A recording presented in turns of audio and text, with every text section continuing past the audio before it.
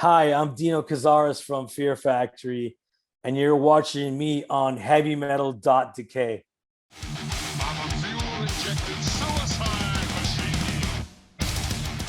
I would describe Fear Factory as a metal band with a lot of elements involved. We have heavy vocals with melodic vocals, syncopated guitars with kick drums, um, heavy, very much influenced in the metal side and also the industrial side.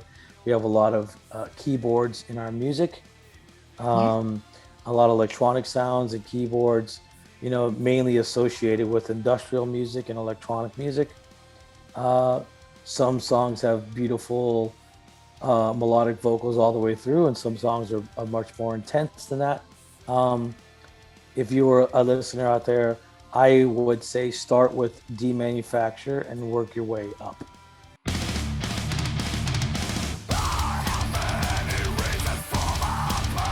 Oh, many bands. As far as like as far as my guitars go and the riffing go, a lot of it I have to credit for bands like Metallica, Slayer, Exodus, and all the early thrash metal, and of course some of the grindcore stuff that came out over the years. Even Napalm Death and bands like Morbid Angel. Even though you really don't hear that stuff in our music anymore, or maybe only heard it on our first record, Soul of a New Machine, but that's really about it. But those bands definitely did shape my guitar playing. Bands like Godflesh, Nine Inch Nails, Ministry, uh, KMFDM, Frontline Assembly, all that stuff pretty much influenced us as well as far as the electronic industrial side of it. And as far as like vocals, I would say a lot of the gothic and a lot of the you know gothic mixed with early grindcore, death metal style where we first was influenced us from the beginning. But obviously, you know we were able we were able to take all those things and all of those influences to create our own unique style that a lot of people had not heard of or really heard at all in that era of when we first came out, to even to demanufacture where we solidified the sound of what we were going for. A lot of people, that was the first time they ever heard anything like that. And I believe that Fear Factory was very innovative and in a way to where we were able to combine all those different elements of the music and create something unique and original that is still relevant today. And I think that's the reason why Fear Factory is still relevant today, because people are still using the formula that we created 30 years ago and are still using it today and making music, in a very similar fashion.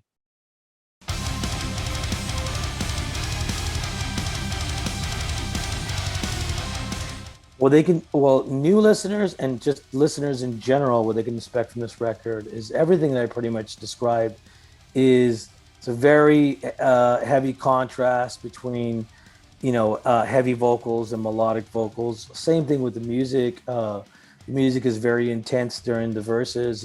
It's almost like a tension build up, and then during the melodic choruses that come in, beautiful melodic, clean vocals. Um, you know, it it's like the verses are very bleak, and then the beautiful melodic choruses come in. And it feels very hopeful, and it feels very angelic in some ways, and very melancholy at the same time. And those elements really work with Fear Factory. It's been our formula for the past 30 years, and it will be our formula for future coming up.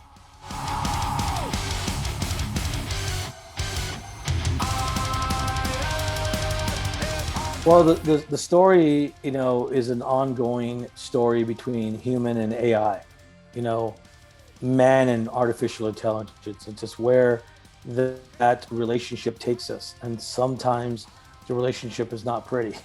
It's like any relationship that us humans have.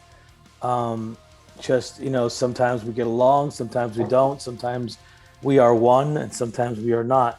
In this record in particular, there's a few different subjects, but the main subject is basically, there is this organization, there's this system that is basically capturing humans and extracting their mind, their consciousness, their memories, and uploading them into an automaton. So the automaton has memories, and so it thinks it's human.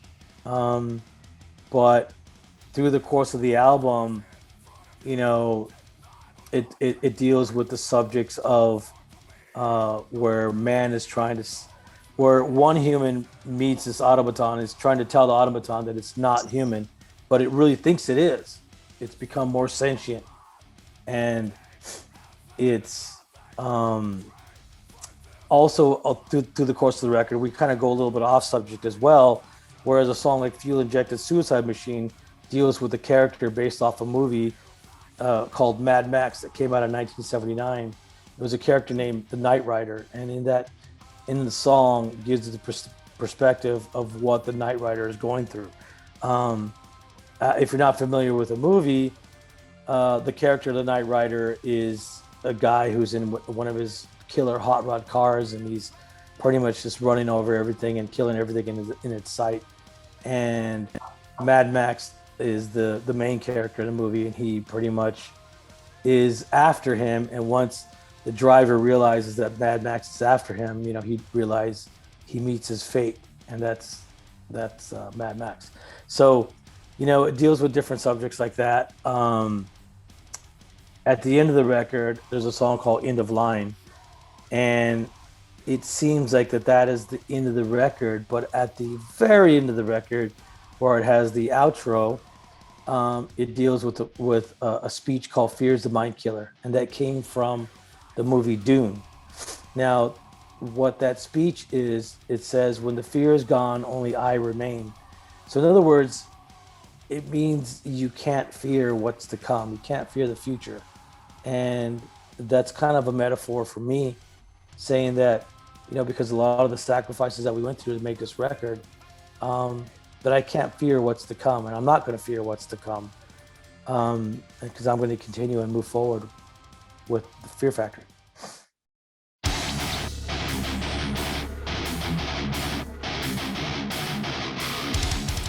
Important messages for me is for what I like to convey is individuality, free thinking, um, and not being able, not fearing change.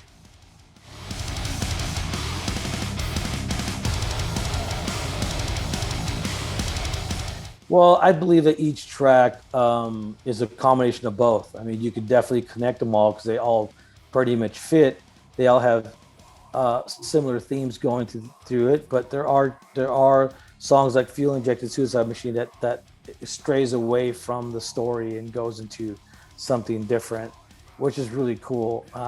One of the cool things about Fear Factory is not only the extreme contrast between the heavy parts and the melodic parts, is also the fact that we were able to work with 5 different keyboard players on this record, and everybody, each guy had its own perspective on what those parts in the song should have.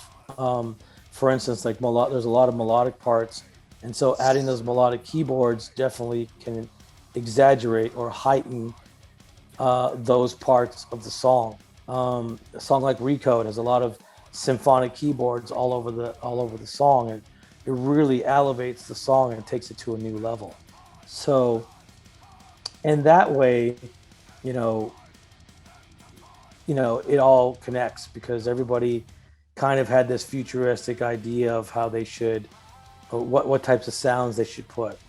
I think even though it's 5 different keyboard players, there's still a connection between all of them. It's amazing.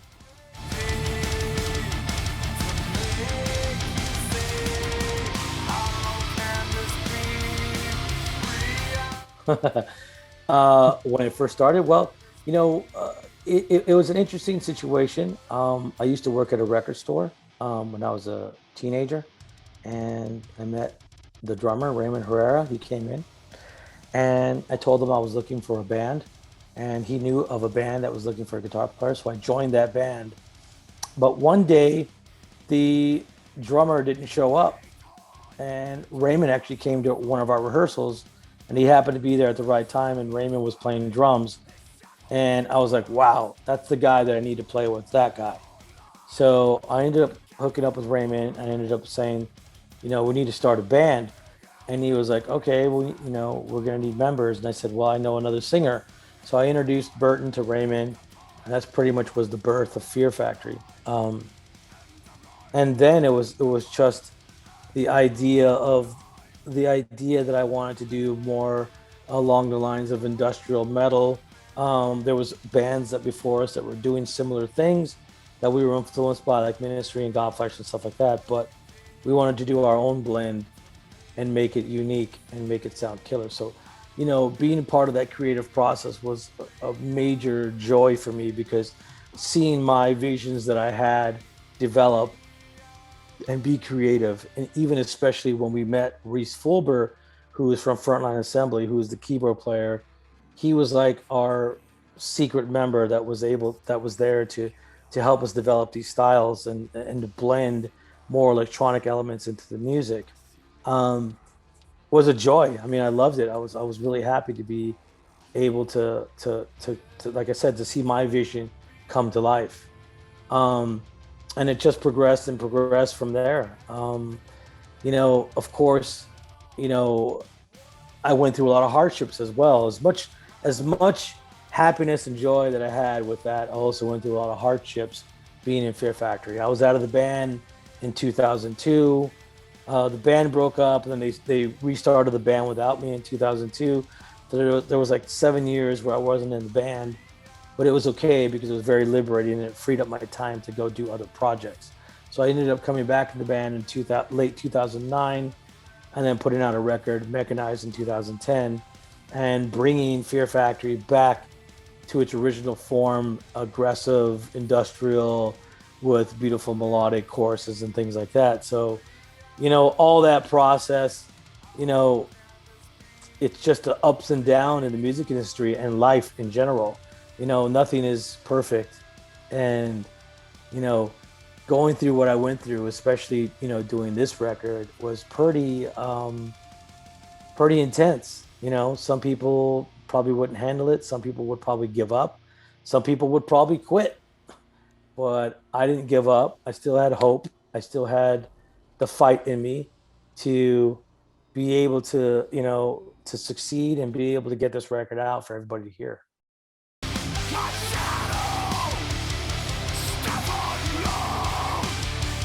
Wow, that's a good question. I like to when I approach each record, I try to improve or I try to add other elements into the music. But I think that, Fear Factory is a band that has its own unique sound and style that really it's all about trying to write new songs that are like classic and that are going to stand the test of time. I think one of the things about Fear Factory is that we created a sound that is still, like I think I said this a few minutes ago, that it's still relevant today because people are still doing it today. And so that I think that I'm lucky in that way. And moving forward, I'm not exactly going to change the formula, but I will bring other elements of music and other influences that I think that would blend well with what we are creating.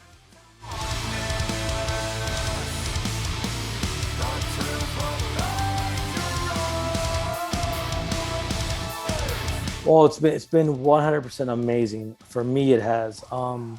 There's a guy named Monty Connor who used to work at Roadrunner Records, and he was the A&R at Roadrunner Records back in the '80s. He worked there. So in 1990 and 1991, when he first heard the band, he fell in love and pretty much signed the band right away in 1992, which sorry, 1991. And then we released our first record in 1992.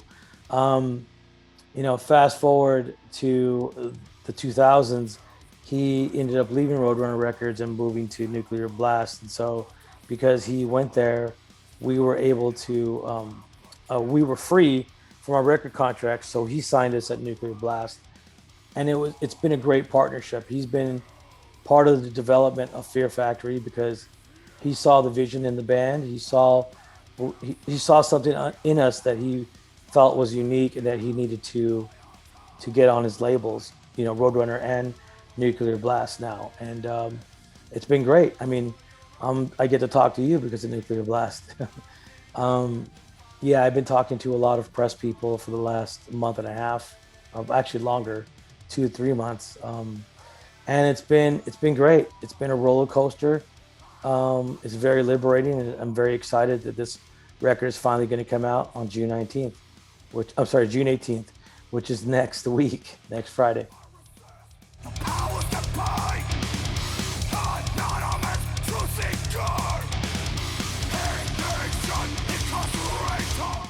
Well, that dispute is already over. That's why we're able to get the record out. It was a long dispute that was going on for the past 4 years or so. Um, but I was very successful in the court proceedings, and I was able to regain the trademark and was able to move forward to get this record out.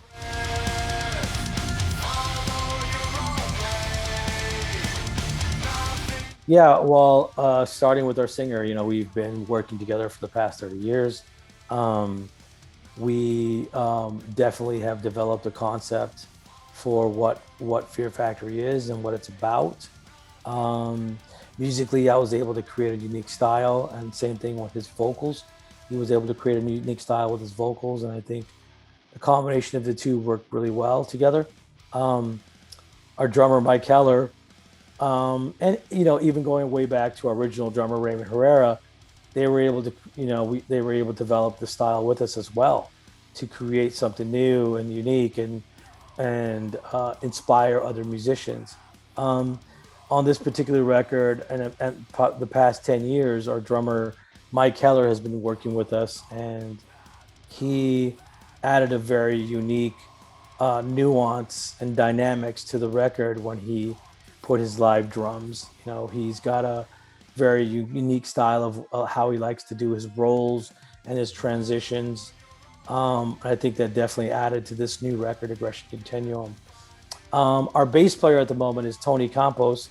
Tony Campos was not able to play on the record, but he's a sick bass player. He's got his own band called Static X, and yeah, he was busy doing that. They were touring and stuff like that, but yeah, yeah, we have a killer fucking live lineup, and it's killer.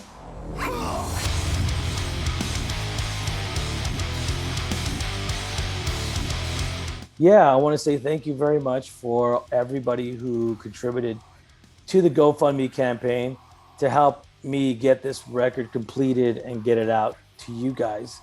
I want to say thank you for everybody who's followed and contributed to the band's success for the past 30 years. Uh, Everybody who supported us, thank you very much. I think you guys are going to be very happy with the record once you hear it. The songs are amazing. The whole record as a whole is amazing. And I can't wait for the country to pretty much open up so we can get back out there on the road and tour and see all of you and talk to all of you and perform, for all of you. So I can't wait for things to change and to get better and to, for these global uh, travel restrictions to get lifted and, hopefully we can all get past this, pandemic and we can all get back to normalcy and I can get back there to play in front of all of you guys. I can't wait for that. Can't wait to go to Denmark and other parts of the world um, to experience different foods and different cultures again and again and go to some of my favorite places in other countries.